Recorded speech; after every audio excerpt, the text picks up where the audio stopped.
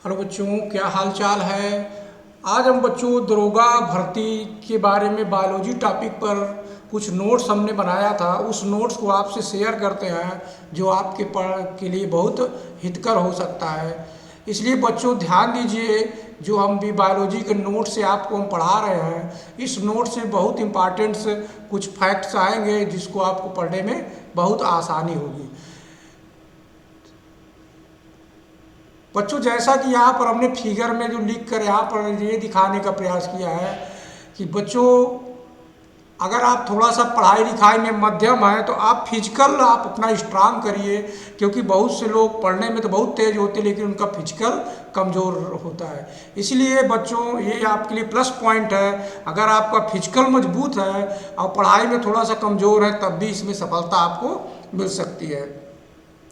तो बच्चों इस लिए हम कह रहे हैं आपसे कि यह जो भर्ती है यूपीपी की है या यूपीएसआई की है, इस भर्ती में यदि आपका फिजिकल थोड़ा सा भी स्ट्रांग है और पढ़ाई में थोड़ा कमज़ोर है तब भी आप इसको संतुलन बना सकते हैं। क्योंकि बहुत से लोग जो आईएएस पीसीएस दे रहे हैं उनका तो पढ़ाई में इस बढ़िया सा रहता है लेकिन फिजिकल में वो बहुत कमज़ोर रहते हैं। तो इसलिए बच्चों थोड़ा सा ध्यान करें कि आप फिजिकल अगर आपका मेंटेन है तो जो है आप इस पढ़ाई पर ध्यान दें। हम जानते हैं कि बच्चों का फिजिकल हम तैयारी करने लगते हैं तो हमारा क्या होता है, पढ़ाई में थोड़ा सा अवरोध आता है, लेकिन यह अवरोध आपके लिए मेरिट में लाने का कार्य करेगा। आप फिजिकल मेंटेन करिए और टॉपिक्स को पढ़िए, लगाइए, जिससे आपका फिजिकल भी कंप्लीट हो जाए और आप रिटेन में भी क्वालिफाई हो जाए। तो बच्चों ज़्यादा हम इस पर बहस नहीं करेंगे या बातचीत नहीं करेंगे, सिर्फ ये बताएंगे कि हमको क्या क्या पढ़ना है, किस किस टॉपिक पे पढ़ना है, उस पर आज हम जिक्र करेंगे। तो जैसे बच्चों हमने आज साइंस का टॉपिक आपके सामने उठाकर लाए हैं, इस साइंस के टॉपिक में क्या पढ़ना है इस बात को ध्यान रखा जाएगा।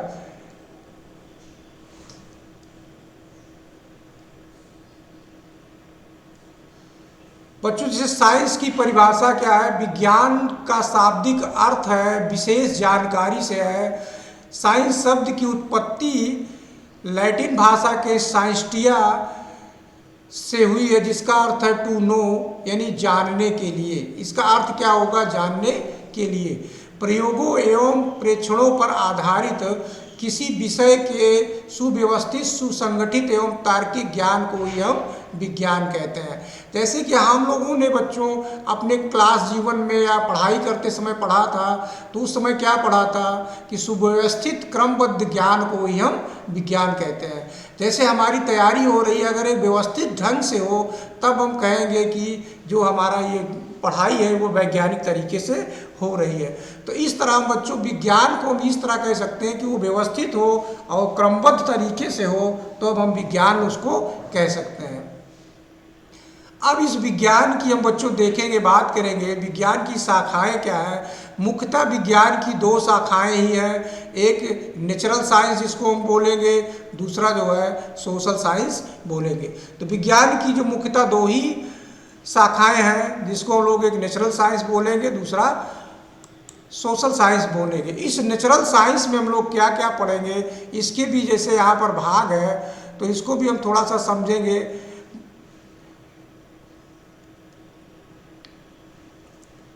नेचुरल साइंस में जैसे पहला हम पॉइंट हम फिजिक्स का पढ़ेंगे, दूसरा केमिस्ट्री पढ़ेंगे और तीसरा हम बायोलॉजी पढ़ेंगे। तो बच्चों आजकल कंपटीशन में क्या हो गया है कि फिजिक्स और केमिस्ट्री को ना सोचकर जितने कॉम्पिटिटिव एग्जाम है, बायोलॉजी और बॉटनी के सवाल बहुत उठाया जाता है। ये बायोलॉजी बॉटनी का सवाल इसलिए उठाया जाता है क्योंकि ये हमारे पर्यावरण से संबंधित सवाल रहता है। तो पर्यवेक्षक ये जानना चाहता है कि आप बौद्धिक रूप से अपने परिवेश में सारी जानकारियाँ कैसे रखते हैं। तो ये हमारा बॉटनी और बायोलॉजी बहुत इंपॉर्टेंट टॉपिक हो जाता है, जिसके बारे में हमको जानकारी होना चाहिए। भौतिक विज्ञान की बात हम करते हैं बच्चों, वह विज्ञान जिसके अंतर्गत ऊर्जा के रूपों, द्रव्यों की क्रियाशीलता तथा परस्पर क्रियाओं का अध्ययन किया जाता है, वो भौतिक विज्ञान कहलाता है। बच्चों यहाँ हम हाई स्कूल और इंटर का एग्ज़ाम की तैयारी नहीं कर रहे हैं, कि जिससे हम एक एक टॉपिक या एक एक हेडिंग की बात करेंगे। यहाँ पर कंडीशन क्या है कि जो शब्द आते हैं उस शब्द को आप बहुत बारीकी अध्ययन करेंगे, क्योंकि शब्दों में ही आपका आंसर छिपा रहता है। जो आप बेसिक नहीं तैयार करते तो बाद में आप जो है लगा भी नहीं पाते हैं। तो इसीलिए हम कहते हैं बच्चों की जब भी आप पढ़िए उसको अच्छे तरीके से पढ़िए, जिससे आपको कोई दिक्कत ना आए। अब जैसे हम यहाँ पर देखेंगे बच्चों, जीव विज्ञान के अंतर्गत जीवधारियों की उत्पत्ति, उनका विकास, क्रियाकलाप, संरचना तथा वातावरण की पारस्परिक क्रियाओं को शामिल किया जाता है। तो जीव विज्ञान में क्या होता है कि जितने सभी जीवधारी की उत्पत्ति है, उनका विकास, क्रियाकलाप, संरचना, वातावरण, इन सब को शामिल किया जाता है। जीव विज्ञान की एक शाखा को अरस्तु ने स्थापित किया था। किसने स्थापित किया था? अरस्तु ने स्थापित किया था। इसीलिए अरस्तु को जीव विज्ञान का पिता कहा जाता है या जीव विज्ञान का जनक कहा जाता है। तो ये एग्ज़ाम के लिए, कॉम्पिटिटिव एग्ज़ाम के लिए नाम हम जरूर याद रखेंगे कि किसको क्या कहा जाता है। तो इस तरह जो है बच्चों कॉन्सेप्ट भी क्लियर करते चलेंगे और शब्दों को देखेंगे और जो वैज्ञानिक का नाम आता है उसको भी रिमेंबर करते चलेंगे।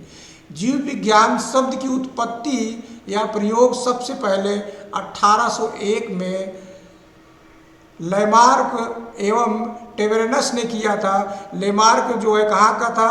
फ्रांस का था। इसको ध्यान रखें बच्चों, इस लेमार्क कहाँ का था? ये फ्रांस का था। और टेबरेनस कहाँ था? जर्मन का था। इसको हम दिमाग में बैठाएंगे। ये सब छोटी छोटी बातें हैं, लेकिन अगर हम पढ़ेंगे तो सब रिमेंबर हो जाएगी, कोई कठिन नहीं लगेगा। अब हम आते हैं जंतु विज्ञान की बात करेंगे, जिसको हम लोग जूलॉजी बोलते हैं इंग्लिश में। जंतु विज्ञान में देखें जूलॉजी, इसके अंतर्गत, यहाँ मात्रा यहाँ गा में रहेगा, अंतर्गत जंतुओं एवं उनके क्रियाकलापों का अध्ययन किया जाता है। अरस्तु ने अपनी हिस्ट्रिया एनिमलिया में कहा था, ये उनकी पुस्तक है जो में लगभग 500 प्रकार के जंतुओं का वर्गीकरण, रचना, स्वभाव, जनन आदि पर अध्ययन किया था। अतः अरस्तु को जंतु विज्ञान का पिता कहते हैं। तो ये टॉपिक आपका क्लियर हुआ कि उनकी पुस्तक का क्या नाम था? हिस्टोरिया एनिमलियम थी, और इसीलिए उनको जनक कहा जाता है। अब वनस्पति की हम बात करेंगे, जिसको अंग्रेजी में बॉटनी बोलते हैं। तो इस बॉटनी में बच्चों देखेंगे, इसके अंतर्गत वनस्पतियों एवं पेड़ पौधों का अध्ययन किया जाता है, जिसको थियोफ्रेटस ने, उसका नाम क्या था जिसको वनस्पति का अध्ययन किया था? थियोफ्रेटस नाम उनका है। अपनी पुस्तक थी हिस्टोरिया प्लांटरम, ये उनकी बुक का नाम था। इसको हम रिमेंबर रखेंगे बच्चों। लगभग इन्होंने भी 500 प्रकार के पौधों का अध्ययन किया, इसीलिए इनको जो है वनस्पति विज्ञान का पिता कहा जाता है।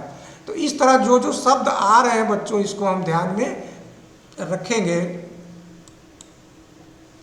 अब कुछ कॉम्पिटिटिव एग्जाम में इस तरह के जो उपशाखाएं हैं उसका एग्जाम में पूछ लिया जाता है। तो हमने मुख्य लिखा है, उसको आपके सामने प्रस्तुत कर रहे हैं। इसको जरूर आप याद करिए।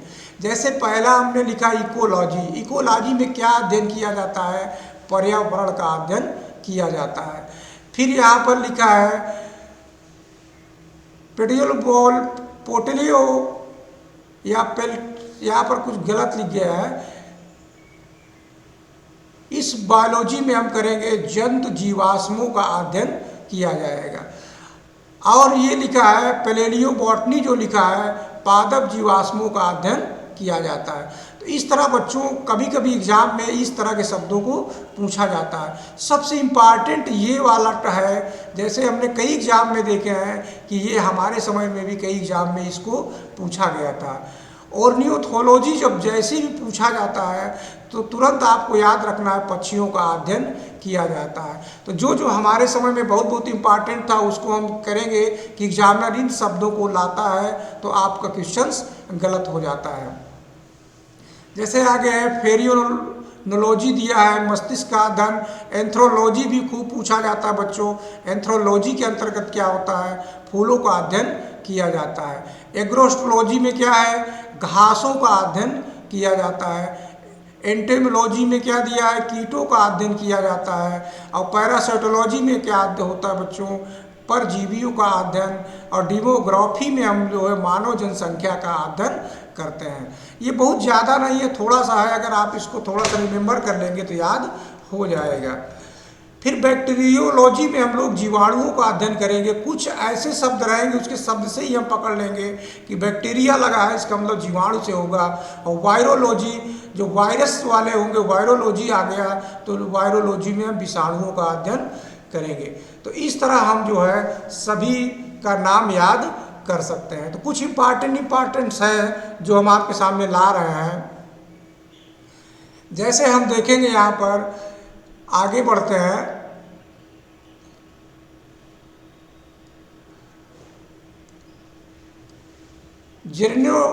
जेरोंटोलॉजी शब्द है, इसका मतलब वृद्धों का अध्ययन, आयु के साथ जीवों के परिवर्तन का अध्ययन किया जाता है। अब ये भी इम्पॉर्टेंट है, ओंकोलॉजी जैसे आता है, ये कैंसर का अध्ययन किया जाता है। अब पेडोलॉजी, ये भी बहुत इम्पॉर्टेंट है, बहुत एग्जाम में पूछा गया है। तो पेडोलॉजी का अध्ययन हम लोग मृदा का अध्ययन करते हैं। तो बच्चों, इसलिए जो जो इम्पॉर्टेंट है उसको हम बता रहे हैं, लेकिन आपको पढ़ना है, क्योंकि मान लीजिए इसको ना पूछ के दूसरा पूछ ले तो कहोगे कि सर जी कहे ये सब एग्जाम में नहीं आता। सब चीज़ आ सकता है, संभावना है। तो इसलिए जो बहुत इम्पॉर्टेंट है उसमें हम गोला का चिन्ह बना रहे हैं। अब जैसे ऑस्टियोलॉजी, ये जो आता है, ये भी बहुत पूछा जाता है। अस्थियों का अध्ययन किया जाता है। जितने एसएससी एग्ज़ाम देते हैं या पीसीएस देते हैं, तो इन सब के में से कभी कभी एक क्वेश्चंस जरूर पूछ लिया जाता है। जैसे लिखा है, सर्पेंटोलॉजी में दिया है, सांपों का अध्ययन किया जाता है। इच्टियोलॉजी में मछलियों का अध्ययन किया जाता है। और माइक्रोबायोलॉजी में हमारा सूक्ष्म जीवों का अध्ययन किया जाता है, जिसका फादर कौन है, एंटोनियो वान लीवेनहॉक। तो जो जो लिखा है बच्चों, इसको एक बार आप जरूर ध्यान से देखेंगे। तो हम इसीलिए अपनी नोट्स से इस टॉपिक को बना के आपके सामने रख रहे हैं। अगर कोई दिक्कत हो रही है आपको पढ़ने में, तो हमें कमेंट्स पे ज़रूर बताएं कि हमको क्या दिक्कत हो रही है, और हमारे साथ चैनल में जुड़ें, और जिससे हम आपको गाइडेंस कर सकें, बता सकें। जो हमारा प्रयास रहेगा कि आप भी यूपीएसआई में सिलेक्शन आपका हो जाए। एनाटॉमी का मतलब है आंतरिक संरचना का अध्ययन।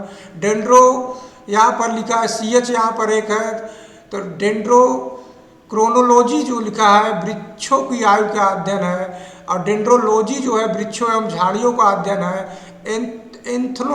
एंथ्रोबॉटनी जो है आदिवासियों द्वारा पादपों के उपयोग का अध्ययन किया जाता है। सिल्वीकल्चर, ये भी कभी कभी एग्जाम में आया हुआ है, इसको भी बहुत पूछा गया है। तो सिल्वीकल्चर में हम वृक्षों एवं उनके अनेक पादपों का संवर्धन करते हैं, इस सिल्वीकल्चर में जो है। और हिस्टोलॉजी में हम क्या करते हैं, उसके ऊतकों का अध्ययन करते हैं। तो इस तरह जो मेन टॉपिक है, हमने इस पर चर्चा किया। तो इस बात को आप ज़रूर ध्यान देंगे और पढ़ेंगे, और आपके लिए बहुत हेल्पफुल होगा।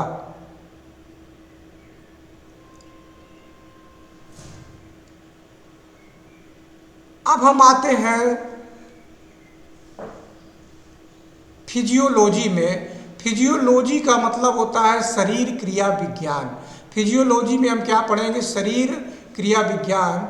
विज्ञान की वह शाखा जिसके अंतर्गत जीवों के शरीर में होने वाले विभिन्न प्रकार के रासायनिक क्रियाओं और उनकी प्रभावों का अध्ययन किया जाता है, शरीर क्रिया विज्ञान कहलाता है। तो ये हमारी शरीर क्या है, क्रिया विज्ञान कहलाएगी। तो वो प्रभाव क्या है, जैसे हम बच्चों जानते हैं कि सेल से हमारा क्या होता है, टिश्यू बनता है। टिश्यू से फिर कई टिश्यू मिलके जो ऑर्गन्स का निर्माण करते हैं। जो ऑर्गन्स का निर्माण हो जाता है तो पूरी बॉडी का निर्माण हो जाता है।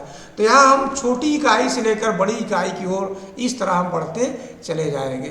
तो अब हम यहाँ से कुछ जो है बायोलॉजी में पढ़ना प्रारंभ करते हैं। जैसे यहाँ पर देखते हैं कि शरीर जो है शरीर क्या है उसके बारे में थोड़ा सा समझते हैं। सेल, इसको तो हमने पढ़ चुके हैं बच्चों कि सेल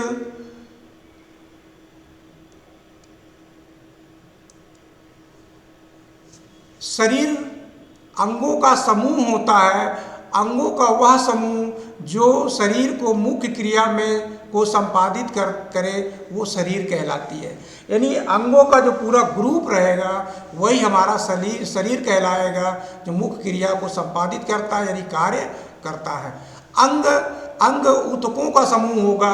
अंग, अगर मान लीजिए एग्जाम में केवल अंग क्या है आ जाए, अब आपके पास विकल्प कई आ जाए, तब आपको ये भी जानकारी नहीं, ऊतकों के समूह, आप ऊतक को सोचो ऊतक क्या है, तो वही जो यहाँ पर हमने टिश्यू पढ़ा था, तो यही उसी को हम कहेंगे टिश्यू को, जिसको ऊतक बोलते हैं। तो ऊतकों के समूह को ही हम लोग क्या कहेंगे, अंग बोलेंगे।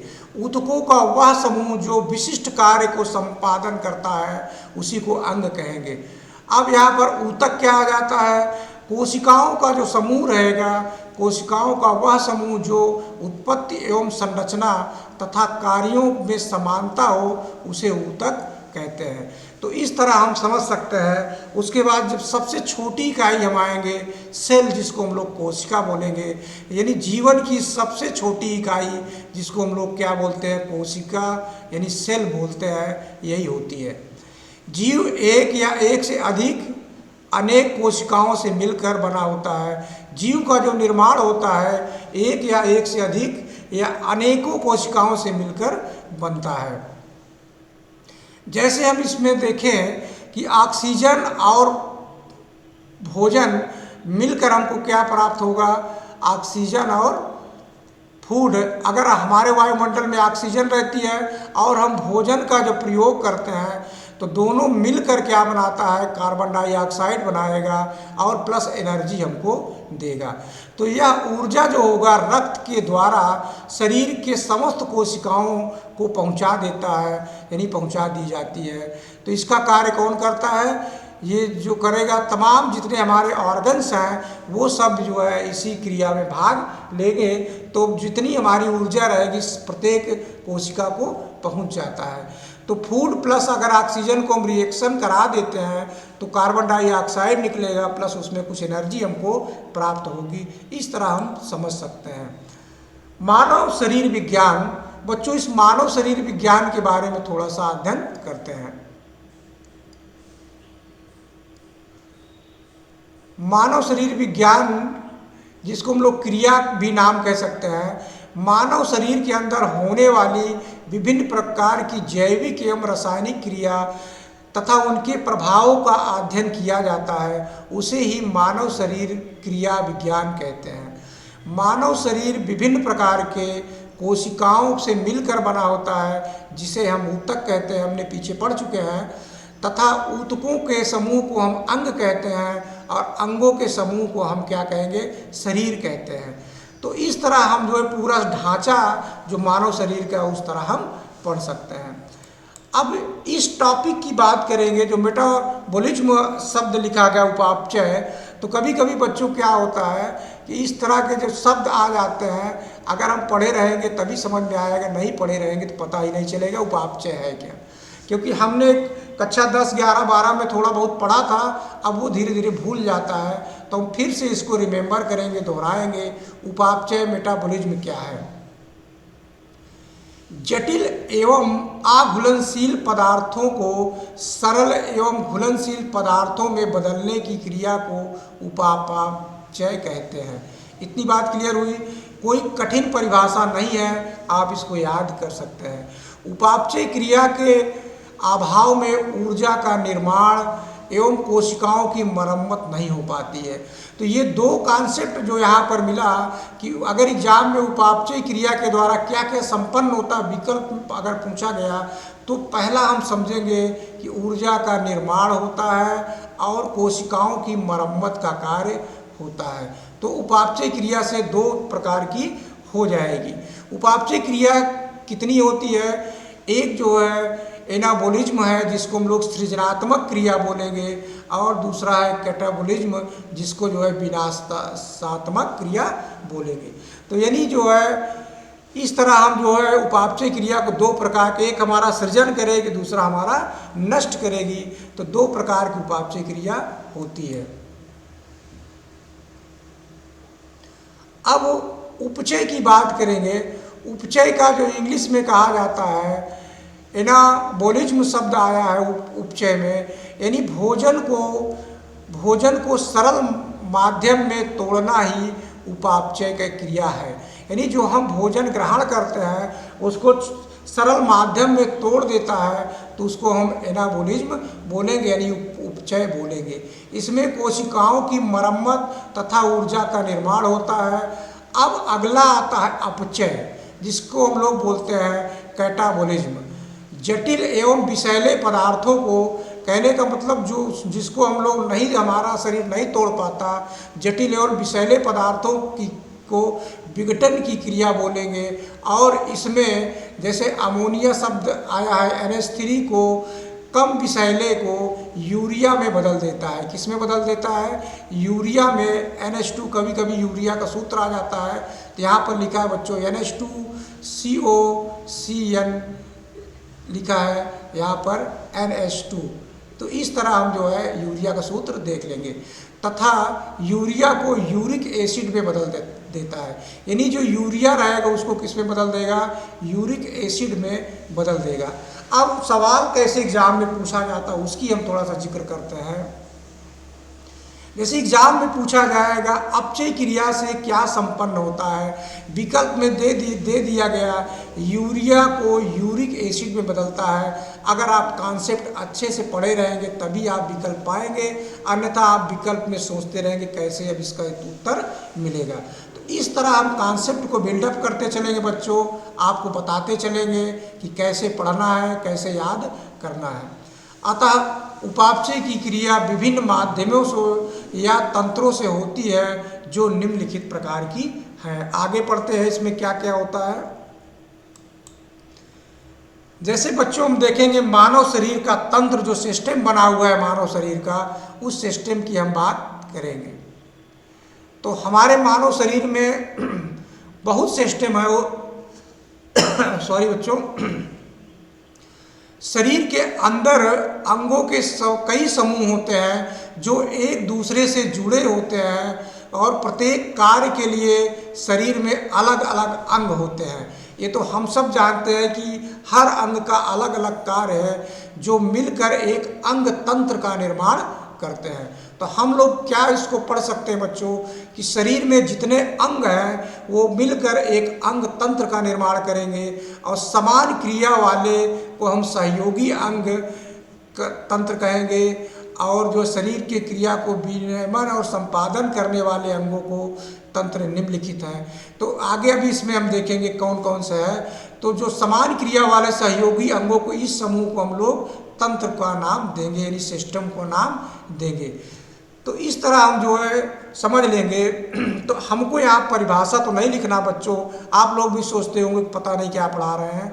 तो पढ़ा नहीं रहे, बल्कि बच्चों आपको बेसिक कॉन्सेप्ट समझा रहे हैं कि सिस्टम आप इसका क्या होता है, ह्यूमन बॉडी का, उसकी हम बात कर रहे हैं। अब जैसे वो जो हमारे अंग तंत्र हैं उसमें हमने देखो यहाँ पर 12 तंत्रों का नाम आपके सामने लिखा है।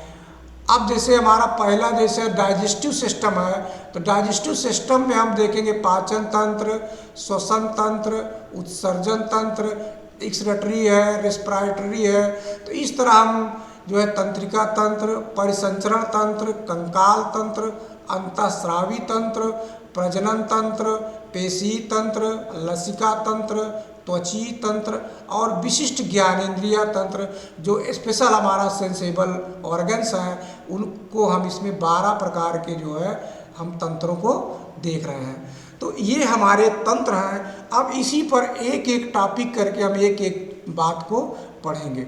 अब पहला जैसे हमारा आता है पाचन तंत्र, जिसको इंग्लिश में हम बोलेंगे बच्चों डाइजेस्टिव सिस्टम। क्या बोलेंगे बच्चों? Digestive system. ये जो हमने बनाया है बच्चों वीडियो, ये कक्षा 10, 12 सबके लिए इम्पॉर्टेंट है, लेकिन हम विशिष्ट रूप से यूपीएसआई, एसएससी सभी के लिए जो विज्ञान के जो छोटे क्वेश्चंस आते हैं उसमें आप इस तरह से सरलता से पढ़ लेंगे, क्योंकि इतनी बड़ी महाभारत की किताब में इतना ज्ञान भरा है कि हम कितना पढ़ पाएंगे। तो उसको हमने शॉर्ट फॉर्म में लाए हैं जिससे आपको पढ़ने में सरलता हो जाए। अब इस डिजेस्टिव सिस्टम में हम देखेंगे बच्चों, फूड जिसको हम लोग फीड शब्द कहते हैं, यानी फूड शब्द बोलते हैं, फूड यानी भोजन। तो सभी जीव अपनी शारीरिक वृद्धि, ऊतकों की टूटी फूटी मरम्मत के लिए आवश्यक जो रहेगा जैविक क्रियाओं के लिए ऊर्जा की आवश्यकता होती है, जो उसे हमको भोजन से ही प्राप्त होती है। कैसे हमको ऊर्जा मिलेगा? जब हम भोजन करेंगे तब उसमें ऊर्जा प्राप्त होगी। भोजन के अवयव में क्या हो जाएगा? भोजन के अवयव में निम्नलिखित होगा। इसको जो है हम अगले भाग में देखते हैं। जैसे पहला भोजन के अवयव में हम क्या देखते हैं? पहला जो सबसे महत्वपूर्ण भाग है बच्चों, हमारा दिया है कार्बोहाइड्रेट। क्या है बच्चों? कार्बोहाइड्रेट। ये शरीर को ऊर्जा प्रदान करते हैं। प्रोटीन, कोशिकाओं, प्रोटीन का क्या कार्य है? कोशिकाओं की वृद्धि एवं मरम्मत का कार्य करती है। और जो फैट होता है हमको, ये ठोस रूप में शरीर को ऊर्जा प्रदान करती है। फैट का भी कुछ कार्य होता है जो ठोस रूप में शरीर को ऊर्जा प्रदान करता है। और विटामिन का क्या कार्य है? शरीर के विकास के लिए, यानी रोगों से लड़ने के लिए क्षमता विकसित करती हैं।